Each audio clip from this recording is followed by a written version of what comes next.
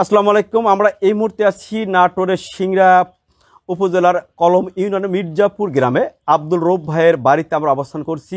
আব্দুল রৌফ ভাই মাত্র 3 মাস আগে কোয়েল পাখির খামার করেছেন। এর আগে আব্দুল রৌফ ভাই পুকুর চাষ করেছেন, পুকুরে মাছ চাষ করেছেন এবং গরু পালন করেছেন। কিন্তু গরু পালন এবং পুকুরে মাছ চাষ দুইটা করার পরে উনি যখন দেখলেন যে কোয়েল পাখিতে লাভ বেশি, উনি কিন্তু তার সেই বাড়িতে নিজ বাড়িতেই কোয়েল পাখির খামার করেছেন এবং তিনি সফলও হয়েছেন। মাত্র 3 মাসের মাথায় উনি এখন প্রতিদিন প্রায় 4000-এর কাছাকাছি ডিম বিক্রি করছেন। তো আমরা সরাসরি আব্দুল রৌফ ভাইয়ের সাথে কথা বলবো এবং এই খামার সম্পর্কে এবং কোয়েল পাখির পালন সম্পর্কে বিস্তারিত জানবো।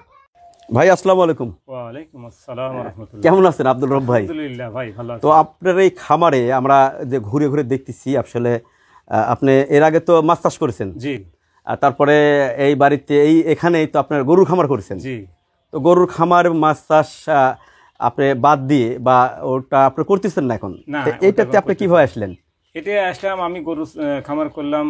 মাছ চাষ করার পরে আমার প্রতিবেশী আমার এক ভাই এই খামার করছে, তার দেখে মোটামুটি আমার ভিতরে অনুপ্রেরণা জাগলো যে মনে হয় লাভজনক হবে।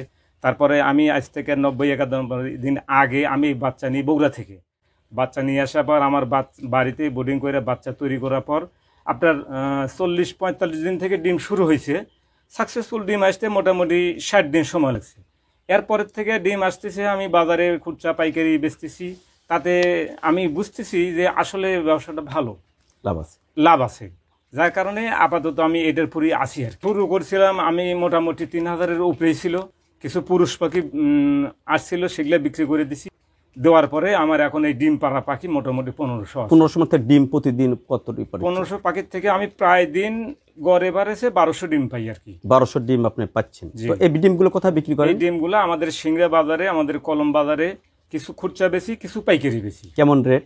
ওই মোটামুটি যেগুলা পাইকারি বেশি এগুলা রেট একটু কম হয়, খুচরা যেটা আমি হাতে বেশি এগুলো একটু বেশি হয়। কিরকম?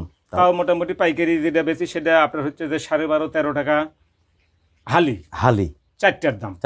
আর তখন খুচরা বেশি তখন ওই 14 টাকা 15 টাকা হালি 4টার দাম, এরম ভাবে বেশি আর কি। তো আপনার এই যে টোটালে আপনি পার ডে মানে প্রতিদিন 1200 ডিম পাচ্ছেন, এখান থেকে বিক্রি করার পর কত টাকা আসছে? এখানে মোটামুটি ডিমগুলা বেচার পরে গড়ে এবার আছে আমি মোটামুটি ওই 3400, 3500, 3600 টাকা এরকম আসে।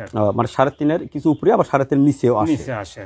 এই আর আপনার খরচ কত হয়? খরচ হয় আমার মোটামুটি পার ডে পাখির খাওয়ার, পাখির ওষুধ, বিদ্যুৎ বিল, এতে করে মোটামুটি 2700 টাকার মতো আমার খরচ। 2700 মানে 2700 খরচ আপনার বিক্রি হচ্ছে প্রায় 3.5-এর উপরে বা কাছাকাছি সময়। তো এই বাদ দিয়ে আপনার টোটাল খরচ বাদ দিয়ে কেমন আসে তাও আয়ের অংশটা? আয়ের অংশ আমার প্রতি মাসে গড় এভারেজে দেখা যায় 18-20 হাজার টাকা। প্রতি মাসে সব বাদ দিয়ে 18-20 হাজার টাকা আসে না? কতদিন ডিম দিবে এই পাখিগুলা? আমি এখনো সুলানা জানি না নতুন হিসেবে কতদিন ডিম দিবে। তবে আমার একটা ধারণা দিছে যে আপনি এই পাখিগুলা যতদিন আপনার ডিমের চাহিদা থাকবে ততদিন পাখিগুলো আপনি রাখবেন। তো আপনি আর ফিরে যাবেন না মানে গরুর খামারে বা মাছ চাষে ফিরে যাওয়ার ইচ্ছা নেই? যাওয়ার মতো আমার নিয়ত নেই। এখানে আপনি লাভের মুখ দেখতেছেন, যেহেতু এই কোয়েল পাখি নিয়ে আপনি একটু বড় করবেন। এটা বড় করব, প্লাস এটা ধরেন আমার বাড়িতে আমার কোনো দৌড়াদৌড়ি করা লাগে না। আমি নিজে বা নিজে আমার ফ্যামিলি সহ সবাই মিলে এটা দেখাশোনা বা তদবির করতে পারি। মানে পারিবারিক ভাবে আপনারা এটা দেখাশোনা করতে পারেন, এটা একটা সুবিধা আছে। এটা সুবিধা। তো আপনি একটু বলেন, যারা আপনি নতুন 3 মাস যেহেতু আগে আসছে, আপনিও নতুন, তারপরেও যারা এই এলাকার মানুষ এই খামার করতে চায় কোয়েল পাখির, এই তাদের উদ্দেশ্যে আপনি কি বলবেন? যারা কিছু বেকার সালপাল আছে, যারা কোনো কর্ম নাই, তারা আমি তো চাই যে তারা আমার মতো একটা ঘর করে নিয়ে তারা খামার করুক। আমি পারিতপক্ষে তাদের যতটুকু সহযোগিতা করব। ডিম বেচার দিক মানে চতুর্দিক দিয়ে আমি যতটুকু পারি তাদেরকে সহযোগিতা করবো। তাহলে আপনার বিশ্বাস যে আপনি যত সফল হচ্ছেন, অন্য জন্য উদ্যোগ নিলে সফল হবে? হ্যাঁ, এটা আমার বিশ্বাস যে আমার মতো মানুষ আমি যখন এটা নিয়ে একটু ভালো বুঝতে পারছি, আমার মতো আর এক ভাইও হয়তো পারবে।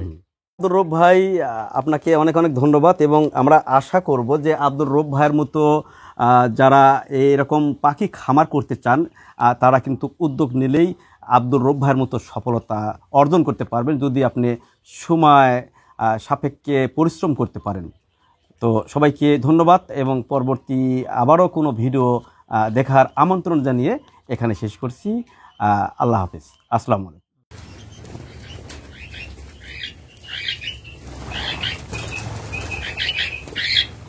পাখি তো